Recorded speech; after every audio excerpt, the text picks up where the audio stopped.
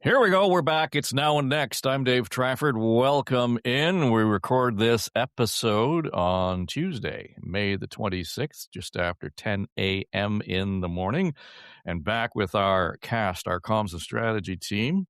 And Marie Aikins is here, Lindsay Broadhead, along with Bob Reid. We had some scheduling issues, so we've been a little out of sorts, but it's good to have you all back around the table. The funny thing is, I think about all of this, Lindsay, you guys come to the table and you bring your comms and strategy brains to everything. And it seems as though, oh, that's a good story. We never run out of good stories. And when we say good stories, they're often bad stories for those, often for the people involved. And I guess a few weeks ago, it was almost more than a month ago, I guess, I was on John Moore's show doing the roundtable, and we got talking about the OPP investigation into the Toronto police and whether or not there was perjury involved in the case where the guy was accused of killing a Toronto police officer, running him down in the underground parking lot, et cetera. And there were some allegations by the judge at the time that the cops had compared notes and they kind of cooked up their testimony. She didn't use those words exactly. But it all came after Project South. There were all kinds of things that were going on with the police. And now we've got the situation where we had off-duty officers who were in Spain now facing charges. And I keep hearing people say, well, it's a bad apple. Now we're getting a bushel full of bad apples. And the problem is, I think, whether you can talk your way through it or not. And I thought that the chief was very strong, saying, if you are a corrupt cop, I don't want you wearing this uniform. Bang on. But is that enough to sort of quell some of the perception issues? Because there are a lot of people who are more than skeptical right now about the state of policing in Toronto because of these, I say in air quotes, isolated incidents. Yeah. Taking the police out of this just for a second, and I'll loop back in 10 seconds. An old colleague of mine used to say, and it's true, it takes years and years and years to build a brand, and it takes a hot second to kill it. And that's what's happening. So the question isn't really about how strong DemQ is, or how definitive his words are, or how many apples are in the bushel, right? Like these all diminish the actual problems that we're facing. And they're around trust, they're around safety, they're around what people feel as much as what the stats are, right? We know murders have gone dramatically down in Toronto. That is good news. But you know what's not good is that petty crime is rife and everywhere and in everyone's neighborhood, right? We know that housing is starting to pick up, but we also know that homelessness and diminished care for those who are experiencing incredible impoverishments is on the increase. So we live all these things. So I feel like we keep having the wrong conversation, right? These guys were horrible. Their behavior was horrible, and they should be tried to the full extent of the law, and I hope they are. But this is about the trust of our policing system. And it's only going to happen with more words and more action and bringing the two together, right? We can't have folks shooting at Jewish schools. It is intolerable, full stop. And those people need to be found and punished and shown to the public. We can't have people stealing cars everywhere, right? It has to stop. These are the things, it's the day-to-day trust that we need to reinstall. So this story frustrates me to no end because it's about bigger things than those three idiots in Spain. It's about how do they even exist within the system that is diminished and diminishing with how we live with it and we experience it. That's at the core, is how is our experience going to improve?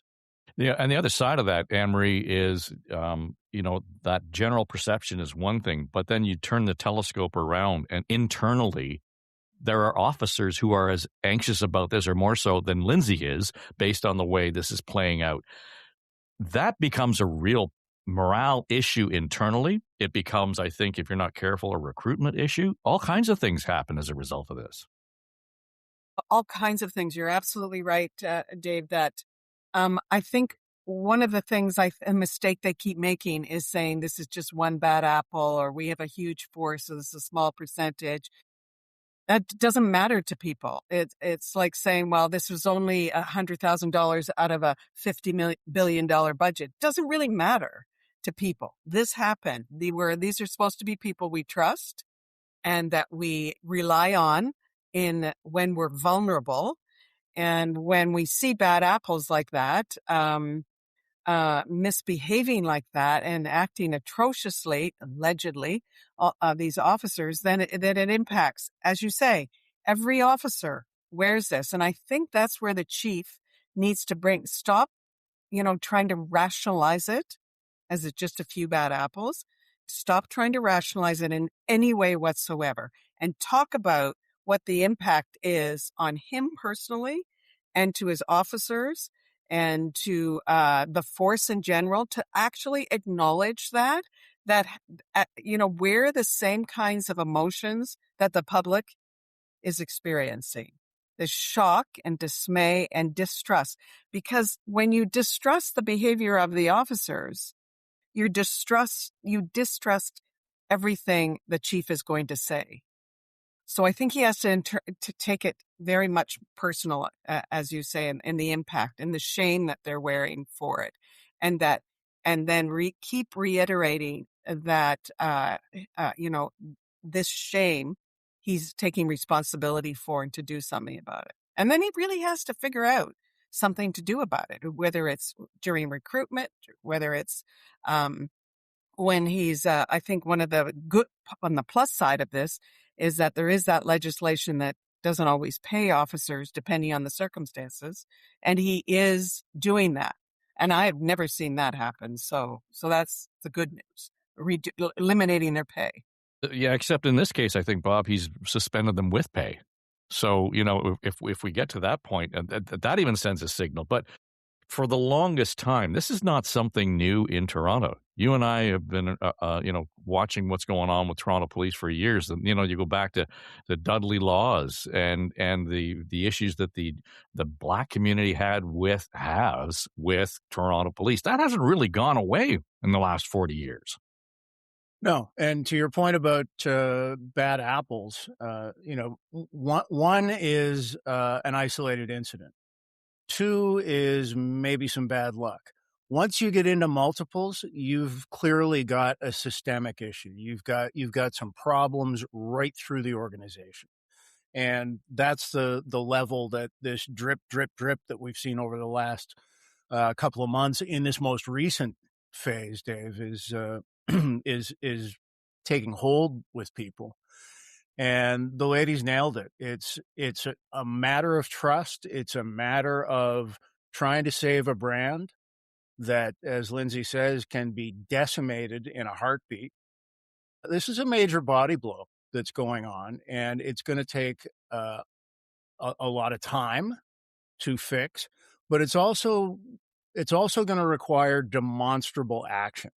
And Anne-Marie, you're absolutely right. When the chief has to internalize this and has to, I like your comment about express how this is impacting on his members, on the good cops, and play that aspect up. Because what often happens in organizations like policing, like governments, like political parties, we've seen cases of this where when they're under fire, they circle the wagons. And it's like us against the world. And we've got to, link arms on this and get tough our way through this. And what gets lost is the fact that they work for and they need to represent and reflect every person in the city. And so that's going to be key going forward. As I say, we're going to need to see tangible action. It's great that charges have been laid and those processes will unfold. They take a lot of time, though. And if I was advising the chief, I would say you can't wait for those processes to run out because you're looking at way too much time. You've got to be doing other things in the interim that walks your talk, that shows that you are absolutely taking this seriously. I would be inclined to brand it. No bad apples, or route the rot, or something bumper stickery that he can point to and say, this is not a temporary thing. This is going to be the mantra going forward, and really rebrand his leadership around that. It's really interesting when you say branding, because I don't know about you guys, but I was actually struck at how overt his language was when he used the word corruption. Because usually we coach leaders not to use the bad word, right? Because the bad word is going to be picked up and become the thing. And it has, but he did it with purpose. So, I'm just surprised at the openness and kind of free flowingness with which he used the word corruption. Because we're going to start to see people presumably pulled out and shown as like corrupt out, Yeah. both internally and externally. It's going to be interesting. Well, and Marie, all of this, of course, happening against the backdrop of Hank Nzinga's book. He's the former homicide cop, and he's talking about anti-Semitism within the force itself. And it would appear, based on some of the conversations I'm hearing, that the names involved are well-known names. They aren't out in public, but everybody seems to have seen this coming. And the only reason we're talking about it is because of Nzinga's book. But people knew about it well before. So there's a real challenge here. I mean, this only complicates matters for the chief in terms of stick handling, the culture in Toronto Police. Yeah, exactly. Does complicate it. And I think, to Lindsay's point, I think he purposely used the word corruption because they were well aware. The chief was well aware that this investigation was ongoing, the numbers of officers that were going to be implicated. They were cooperating with the OPP on it. So they knew about this. They knew about Hank Nzinga's book coming and the timing of it. They knew his allegations about it because he clearly had made the allegations. He made the allegations as he was leaving the force. So he did know this was coming. And I think to a certain extent, they employed their crisis communications experts to pull together a strategy for it. And that was likely part of the strategy, as Lindsay said, with the deliberate use of the word corruption. But I think he needs to take it a little farther and personalize it, make it, have some feelings about it. He's one of those spokespeople that is rarely gets emotional and comes across as very hard, really hard. And I think he has to dig deep and get a bit brave and find some of those soft spots. Yeah, I think, Bob, I just wonder how far we want to go to have a police chief who appears to be a populist. I mean, there's a fine line there, right? Yeah, and any chief wears a couple of hats in that they head and lead the organization, but they also head and lead the 10,000 police officers who are members of the service. And so it's a fine line to walk to publicly talk about systemic entrenched problems within your organization without or while also guarding against throwing everybody under the same bus. So there's a line that needs to be walked there to acknowledge the problems, to address the problems, to confront them head on, which he's been doing through his language. You're entirely right. He leaned in on corruption. He didn't say that's not a word that I'm going to be quoted using anywhere. He went straight at it, which I think was the right call because that elephant is obviously in the room. So ignoring it would have been a mistake. So I give him points for that. And he does need to regroup and double down further on it, I think. The other side of this is, and again, it's always more complicated than it appears, and we're showing that, I think, pretty well, Lindsay. But this is an election year. the mayor has come out and kind of wagged a finger at the police chief. The chair of the police board, Shelley Carroll, has done something similar. Does that create an environment for rehabilitation, or does it make it more? I mean, there's a real legitimate question about Demkiew's longevity in the job. The answer is I don't know. Like I don't know about the relationship. He was asked about his relationship with the mayor, and he was kind of unequivocal and said it's actually excellent, right? And they meet often and they speak often, and I will believe him, right?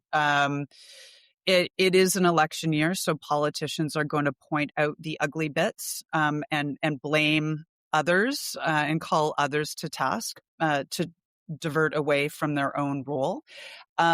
In this case, though, I think kind of accountability sits in many different quarters. And you said the word complicated, like that's the understatement of the year, probably. Depending on the issue, there's different people accountable for any number of different things. I will hold our city officials accountable for anti-Jewish sentiment and racism as much as I will any other leader. And how we've enabled that in this city and cities beyond ours. So, you know, the strength that the police have that others don't is that they get to follow the law, and they can act and enable and double down on any number of different claims through their own actions in ways that sometimes it's really hard for politicians to do. So I think Demkiw has an opportunity through just the obvious action of getting the bad guys and throwing out dirty laundry. As it relates to politics, though, absolutely. Like we're gonna see both from Chow as the incumbent, her council, but also for anyone running Bradford, others, and across all municipalities. Right, there will be finger pointing and blames cast for any number of different things. My only 2 cents is chances are we all have a certain role to play, and you know, casting blame has become increasingly transparent, I think, to the common person. So I don't know how successful it is. Well, and that's to that point, Anne-Marie, that's the low-hanging fruit. It's lazy to be actually relying on that entirely. I think Bob pointed out, I mean, you got to kind of come up with, here's what's going to happen. I mean, we need to see solution. And to me, while I appreciate the fact that, you know, the mayor was asked a question about this, that, and the other thing, and she answered responsibly or accordingly, there needed to be more, for me, a sense that, yes, we've acknowledged it, we are working on it, as opposed to throwing the chief under the bus. Yeah, I think a part of it with Olivia Chow's her messaging, I think, is appeasing. First off, she does have a tendency to reflect the blame away from her or from previous administrations or to city staff. We've seen that before. And part of it is she's been in a little bit hot water with her base, her supporters, for how much she has supported the police budget, because before she was in office, she talked the talk about, you know, reducing police budgets, you know, that kind of thing. And so she's got a fine balancing act there, trying to deal with the problems that we've got on our streets today and in our backyards, and appease her base. So she's in a bit of a rough spot. But I think she just did what she naturally does, which is deflect the blame for it. But I think I think she does have something that she could say about an accountability strategy, as does the chief. It's more than we're going to root this out or we're not going to tolerate this. There needs to be an actual strategy that tells the public, these are the things you can expect from us. And I think the mayor has a key role to play in that. She's not on the police board. She chose not to. Shelley Carroll is her representative, but she does have, as the mayor, a key role to play in that. And I would like to see more of that. And I think behind the scenes, I think they need a bit of a PR strategy for all of the good cops that are hurting from this and feeling, you know, I think they need a PR strategy that, you know, takes more reporters on, drive-throughs and take through their shifts with good officers that are, doing pretty crappy work that most of us don't want to do and can't believe that we have to do it. Taking reporters on, I see them now. If you go into the Eaton Center, you'll see the crisis teams that work with public health nurses and then their officers. They're the street teams. I can't believe that that's the kind of work that they do. Take more reporters on the life and the day of a good, a day in the life of a good officer. And I love that idea, except you know as well as I do, Bob, there isn't a newsroom in this city right now that has a spare body that could send out and do a ride along. And in the day, we used to do that, right? I mean, but now, holy cow, that's not happening. Okay, I want to go out west here. On the ledge last week, Kathleen Wynne was joining us from Calgary, and it was there was a whole conference going on and was talking about democracy and the prospect of separation. And her view was that it's probably more concerning when you are in Alberta to hear the conversation and the rhetoric around it than it is from our perch here in Upper Canada. And we talked about, some of the possibilities. Bob, nobody on that podcast had a referendum on their bingo card. And at this point, and that's been a week ago, it's become more and more of a, what the hell is she thinking or talking about? Like, it's not even whether you agree or disagree. I seriously don't quite understand the path. Well, that was my initial reaction too. But the more thought I gave to this, the more I actually felt sorry for Danielle Smith, in that she is between a rock and a hard place. This movement, while maybe not massive, is very vocal and is very strong and has created major problems for predecessors, Jason Kenney in particular, when the premier runs afoul of this populist movement that's out there. So the reality is she can't ignore it. She can't refuse to deal with it. She's got to do something. And I think she's trying to square that circle by having the referendum on the referendum. We've got a plebiscite that's going out with 9 items on it. Okay, we'll add this on. Do you want us to actually for real initiate the process, or do we just drop it right here?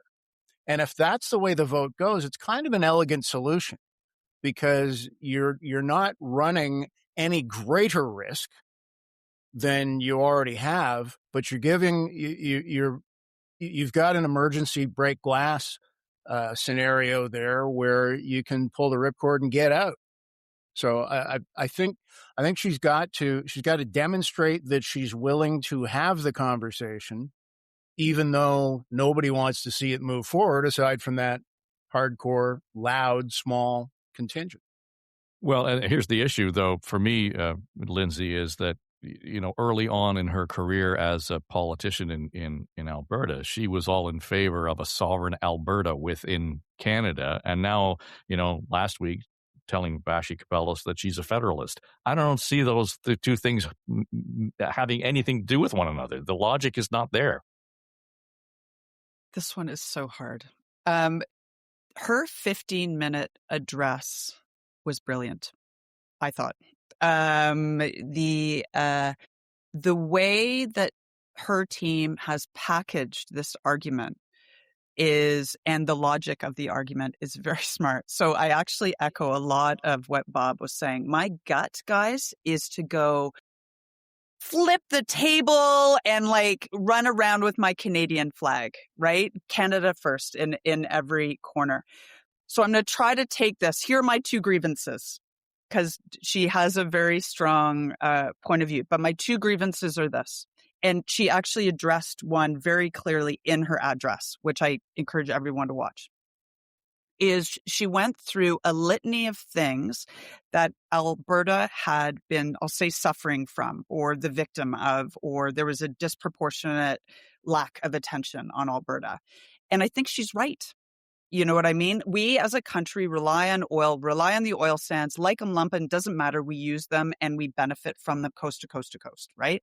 And I think that province has been crapped on for so long as it relates to what it was, its industry. So I think that is a wrong that had been made right. Nothing to do with separatism. It had been made right because of the economy, because of the shift in the global order, shift in any number of different things, change in our own leadership. Views about pipelines have dramatically shifted, right? And the list goes on. All of these things where Alberta was losing its well-deserved path, I guess, or its leadership.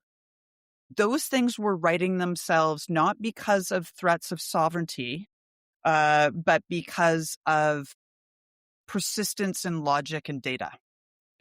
Plus, I think shifts in global economic stature and other things. So that's one, is I think there's a false equivalency that she's setting up here between separatism and Alberta. It's not true. It's like an LSAT argument. You know, A plus B doesn't always equal C in this case. You know, she's set it up strangely.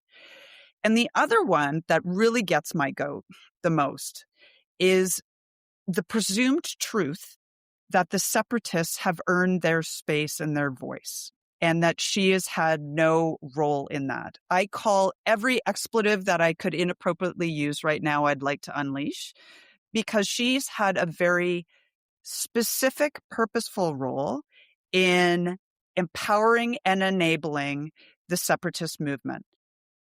Not only including fake AI news that has had more power than it should ever be allowed to have. But she is sitting there neutral as Switzerland in a suit on that video, saying that she's a Federalist, she's pro-Canada, I'm here to just listen to all Albertans, as if she's just neutral sauce. What a load of garbage. She's helped enable this path all along. And that's the problem, is her argument is solid. That video was tight, amazing, but it's like she's discounting the entire environment and history that led up to this moment. So that's where I stand, if that's a position. Well, no, I think you're right. There's the ambiguity around the whole issue, right? You're right to point out that Western alienation is a thing, and it has been historically. And that has been a problem for Ottawa for decades. You know, I was talking about it on the radio this morning with Gene Velitis. You know, Peter Lougheed saying, you know, let them freeze in the dark. I mean, it goes way back in terms of, you know, the National Energy Program.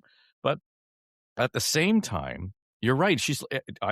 It's like she's the mother of dragons, and now the dragons are turning on her, right? She's in a place where she has created this or fed the monster, and now she's got nothing to feed them anymore. Because they don't like this question either, Anne-Marie. They're not satisfied at all. And they don't give a shit about pipelines or any of that stuff because they just want out. So now she's not even speaking to them. Well, that's the whole problem. I think you nailed it there, Dave, that she's trying, when politicians or governments try to speak to two incompatible groups at the same time, they end up appeasing neither of them. And the message gets all muddled and like, what's she trying to say? And I'd really like to think that Bob and Lindsay, that it's very strategic, and in some ways, the way Bob frames it, very brilliant strategy behind the scenes. That's exactly what she intended to do. But I think I just come down to the messaging. You just can't speak to two incompatible groups at the same time. Because the message just gets lost, gets muddled, it gets confused, and that's what people are doing now. We're doing a referendum on a referendum. How silly is that? And I think at the end of the day, she loses, but it's a safe spot she gets to land because she has fueled this, as Lindsay said. She's fueled this. She's in many ways responsible for it, and now she kind of has to own it and go, are we really going to do that?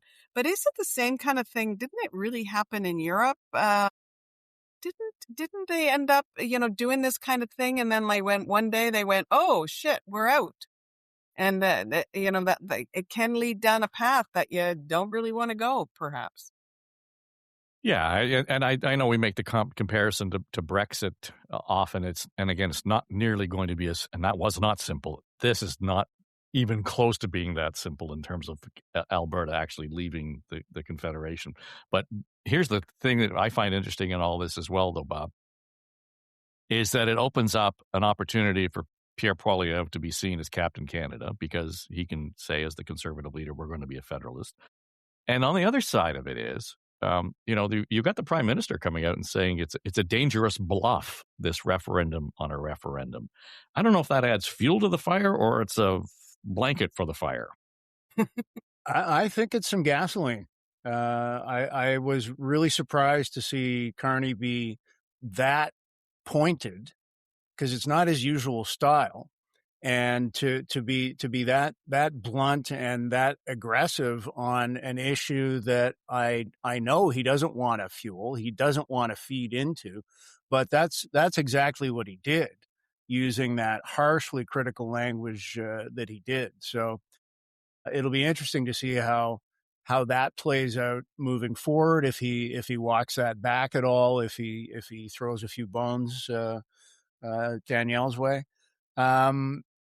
And for Poilievre, I think you're right. I think this does give him a very clear lane. He's already established that I'm a Federalist first and foremost. And he's in a strong position to be able to do battle on that, especially now having a seat in Alberta.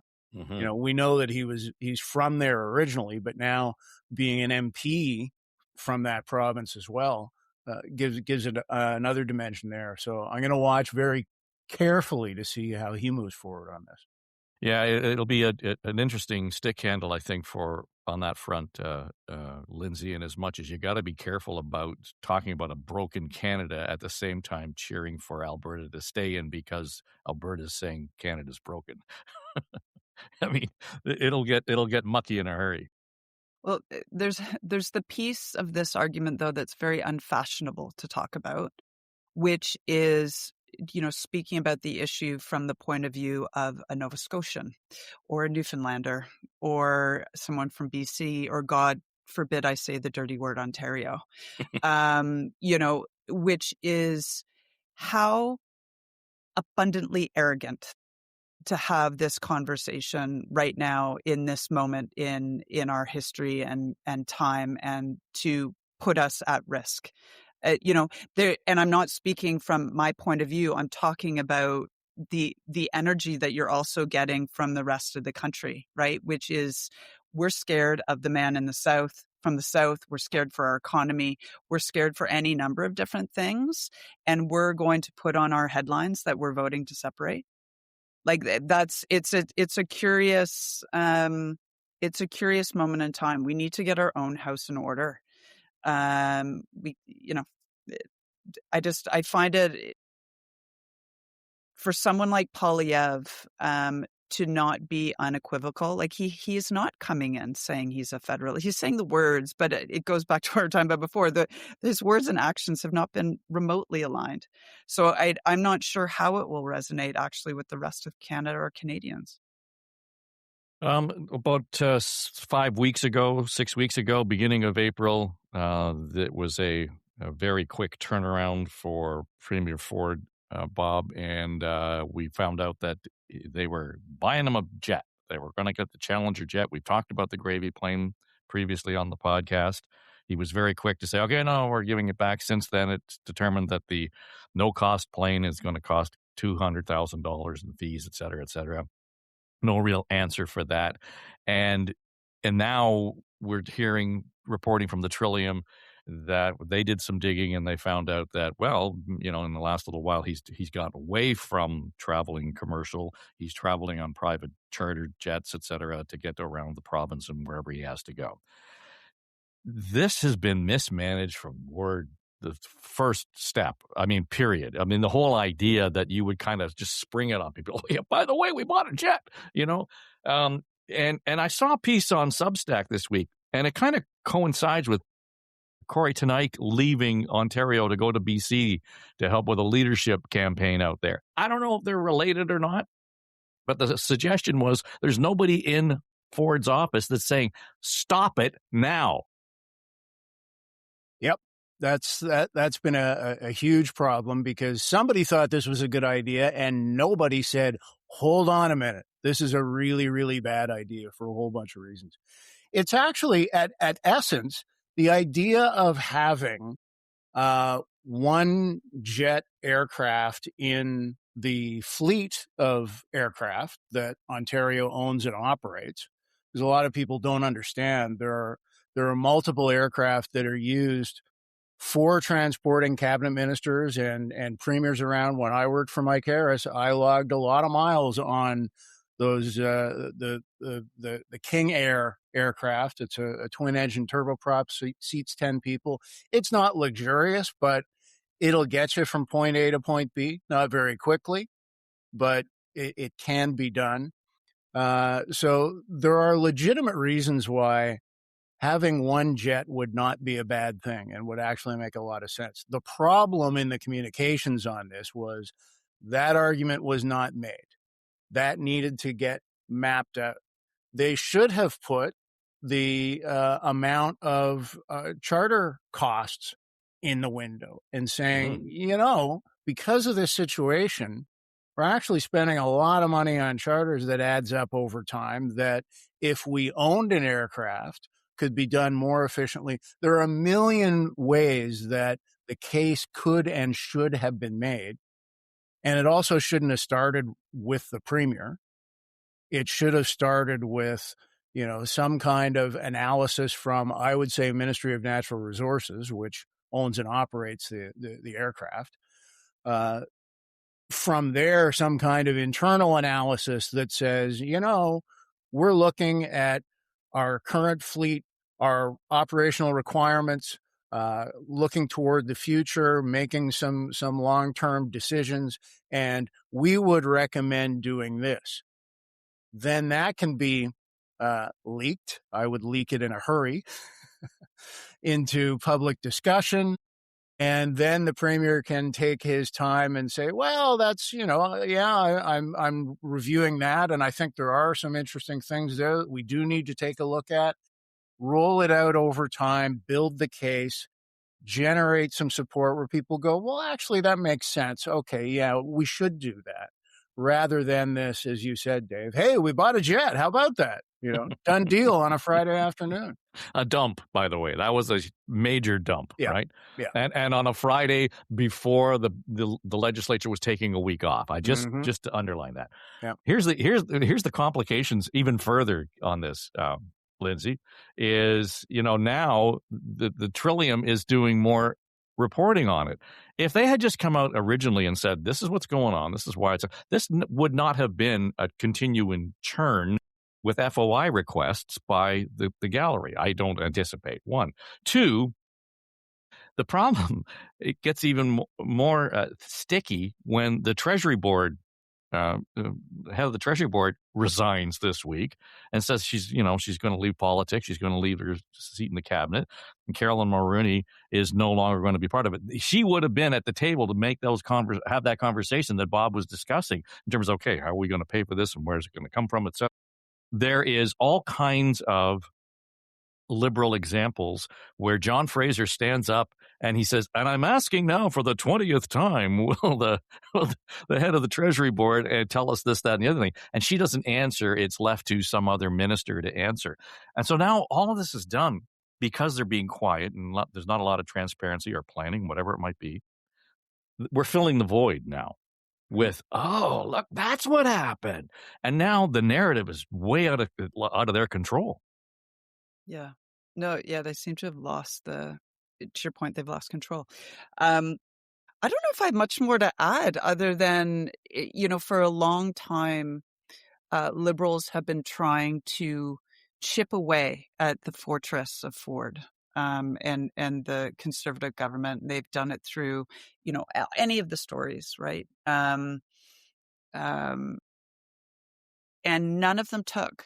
Like, I think everyone was also always a little surprised, like, oh, that seems like an interesting issue that is brewing, but it wasn't sticky, to steal your word, at all. So they kept chiseling away at that wall, but the cement always stuck. Whereas this one, I think a little bit because I hate to say it, but of the rhyming, right? Of and the play on the gravy train. It's just kind of this very consumer story that people can understand. Whereas I think the more complicated nuances of Greenbelt or developers, it's a little bit more convoluted, those stories. Whereas It's this the is very clean. $17 orange juice. Yeah, It is exactly. the $17 It's one of orange those. juice. Yeah. So this is the one that, someone was there and water started coming out of the wall. And they're like, oh, there's something here. So then all the groups came in like, flies on the carcass and started chipping away at that wall. More and more water has come out. And people are drinking to their heart's content now. So it's become representative. It's not about the plane. I actually don't think if people care about the plane or not. Truthfully, it's become a metaphor for all the other things that people didn't quite understand before. It's a shorthand to something so much more. It's not the plane. It's all the other things. Yeah, that's all ever thus, though, isn't it, Anne Marie? I mean, it's not the crime; it's the cover up. If they'd done if Ford's people had done a proper risk assessment on this one, which is when you're in communications, especially crisis communications, you always do a risk assessment. What are the risks? They would have gone back to that Ford built his brand on these types of things, as Lindsay said, as his brand was, I'm of the people, and actually bragged quite strenuously that he flies commercial, not like these other premiers that are going to, they fly in their private jets all the time. He set himself up for that. And a proper risk assessment would have said, you set yourself up. Now, how are we going to rationalize why you need to fly in a private jet now? What's the rationale for it? And a proper risk assessment would have come up with a rationale. And there may be all kinds of rationales for it. Is it logistics? The world has changed dramatically. There are security risks now that we didn't have even 10 years ago or 5 years ago. There's all kinds of things. There's this, Ford setting himself up as, Captain Canada and needing to go to the States and that sort of thing. And you could build a case for it, as Bob said, but it would take time and it would take thoughtful analysis of it, which doesn't seem to have done. But this isn't the first time that this wasn't done. But his brand is what's being his brand is being sold as now as this just all a bed of lies of who he actually was. Is he really not that person? And people are really starting to doubt it now. It's really not about the plane. So that he sold himself as a premier that would not need a private jet. He would fly commercial like everybody else, like the rest of us. Well, we can take the over and under as to whether or not this is still going to be sticky the next time we meet. So we can do that offline. I do want to get to the story that you shared with us, Lindsay. This whole idea of nostalgia branding, and I think at the top of the story was Pizza is going back to what looks like something out of the 90s. And I had this flashback to Frank Fatier pizza. So if you're of an age, you will remember Frank Fatier. But it's funny how there seems to be this trend to look at the nostalgia of a brand, and it's rehabilitating or resuscitating some of them. Yeah, it's fun because I don't catch that reference you just made. However, I'm still of a certain vintage where 80s, 90s experiences, 80s and 90s stuff is cool still, and but there's something else at play. And And I think it came to me with the flip phone. That same article was talking about the return of the flip phone. And they're kind of fun, for sure. They're very tactile. But what it is also really pragmatic. I'm a parent of two kind of getting older kids, but still pretty young. I don't have a landline, right? Got rid of those. Technology, maybe get rid of those. I want to raise my kids. I use the phrase all the time, like it's the 80s, right? I want them to go play and come back at dark a little bit. And I have to do it a little differently, but still. There's this weird pressure system because I don't have the tools to enable an 80s lifestyle. I don't have a landline that if they needed to call 911, they could call, or if they're out, they could go to a payphone or something. None of those things exist. So I think the flip phone, or this return, this nostalgia that we're experiencing, is because it's fun, but it's also a direct rebellion that's, I think, wrapped in so much fear about where we're going and the paths that we're on.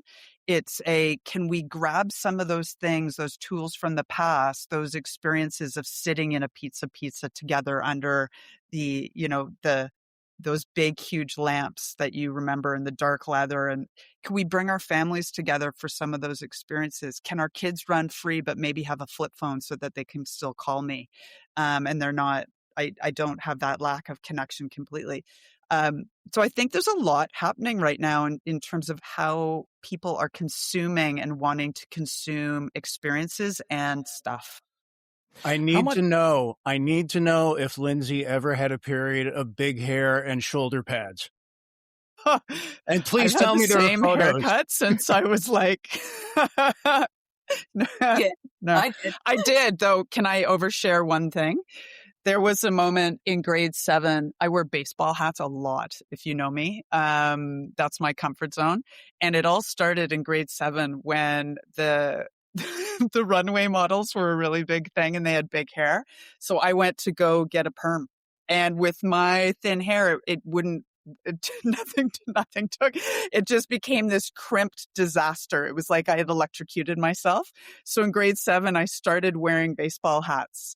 So that's my 80s fashion story, and not much has changed. I want to hear about Anne-Marie's big hair and shoulder pads, though. Yeah, it was a bad perm.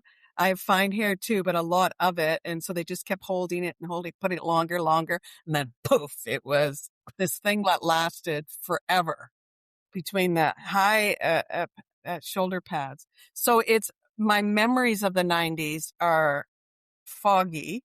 I guess I was having babies. I don't know, but I went to a 90s concert recently, and I kept thinking, I don't recognize this song. Like, was I wasted during the entire 90s? Because I don't remember any of the songs. Anyways, but there is this desire right now because of the state of the world, the state of social media and the problems it's causing, and AI, and post 9/11. I know that seems like a long time ago, but it's post 9/11. The 90s represent, I think, a pre-crisis time where things were simpler. It's nostalgia. So our memories are tainted what it was like during then. And in spite of the big hair and the bad hair and the stuffed pizza crust and crap like that we used to eat, there is a desire to have a simpler time without all of this polarization and complication. And I think that's just feeding into people's desire for a simpler time. And the landline, I understand, Lindsay, is coming back, where that's the only phone kids would have access to. But I think it's just that feeding into the stress people are feeling right now in modern days, and with all of the polarization that, this past year with Trump and so forth. So I think it's that, but it's we forget the problems of the 90s. There were problems. Yeah, ironically, I think a lot of that same yearning for a simpler time when things were more straightforward and reliable, and we have those comfortable memories. Ironically, I think a big chunk of that gave rise to the rise of Trump in the first place, because he essentially campaigned for a vision of Norman Rockwell's America. Right? That's what he wanted to go back to, where you had good jobs working in the factory and you got a pension at the end of it. So and true. Wouldn't it be great? Why can't we go back to that? Let's make America great again. I think it's much the same emotional grounding where, people were and continue to be now living in a world that doesn't make sense in a lot of ways, that does not give them confidence, does not give them optimism. And there's a yearning for, God, things used to be better. I wish I could go back to that and get my stuffed crust pizza while I'm at it. Well, I'm okay if we go back to the 90s, the 80s, maybe some of the 70s, but I would worry a little bit about going too much further back than that, because I recall when I was a kid and I was at my grandmother's place, I still see her standing in front of a mirror, cigarette in her mouth, and she's spraying her hair. And I'm thinking, Jesus, she was just a walking fire hazard. And if it was my mother, she'd have a baby on her hip because we had 12 of us. Right. So some of that wasn't all that safe, some of the shit we did when we were kids. But anyway, good fun. Listen, thanks for being here this week. And by the way, this week as well in the Now and Next feed is an interview with Dr. Cindy Locke. She is the head of school at Pickering College, and she has this really interesting mission in terms of getting away from the traditional approach to education where everything measured in success is driven by tests and grades. She offers some really cool examples of how students at Pickering College are able to sort of self-direct their projects. And it doesn't mean they don't follow a curriculum, but what they do is they take their curriculum out into the community. And it's all about impact. And there's a remarkable story she tells about one particular project where the students got together with Blue Door, and it's a nonprofit organization, anti-poverty group. They were trying to build a homeless shelter in Durham region. It got voted down by one vote on council. The students stepped up, partnered with Blue Door. Now, these are kids between the ages of 12 and 17. They came up with a solution. They made a presentation to the council, and the one counselor whose vote decided the issue to the negative said, I wish I'd have heard this before I actually cast a ballot, because I would have voted differently. That's education where it's having an impact in the community. And she said the level of curiosity, the things these kids are learning about civics, the things that they're learning about the stigma around homelessness, about poverty solutions, all of this now becomes part of their educational process. It was a fascinating conversation. And, I say there's a really good example of where it's a private school, so private sector is actually taking the lead here, but public sector could learn a whole lot in terms of best practices and how this is done. So check that out. It's in the Now and Next feed. Dr. Cindy Locke at Pickering College. Lindsay, Bob, Anne Marie, thank you. We'll talk to you guys in a couple of weeks. This has been fun. See you later. Thank you.